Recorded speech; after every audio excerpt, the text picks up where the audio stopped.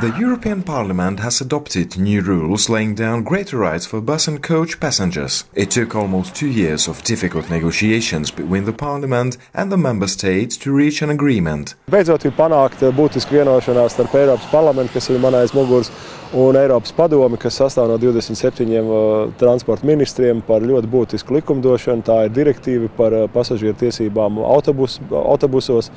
Un līdz ar to var teikt, ka visos transporta veidos, gan aviācijā, gan dzelzceļā, gan prāmju satiksmē, gan tātad arī autobusos, būs pasažieru tiesības garantētas pie zināmiem apstākļiem. The regulation will apply to all regular national and cross-border services where the scheduled distance is more than 250 kilometers. Passengers will be entitled to compensation for death or personal injury or for loss or damage of luggage.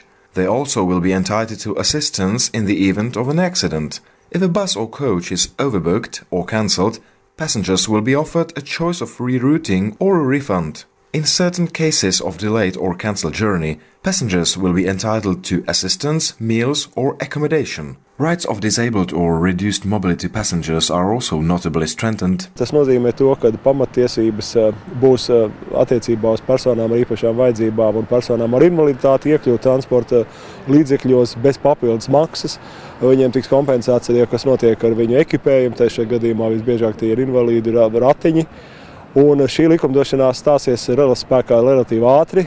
Mēs ļoti ceram, ka tas jau būs 2 gadiem no šodienas laikā, kurā tātad šī likumdošana jāievieš katrā konkrētā dalībvalstī.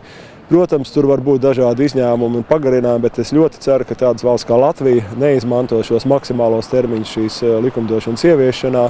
Es ļoti ceru, ka Latvija var pārvarēt daudzas lietas, kā patās arī notiek diskusijas par nelegālo faktiski uzņēmēju darbību vairākos autobusu maršrutos Latvijā, un to Saeima pašlaik nevar pārvarēt jau ilgāku laiku.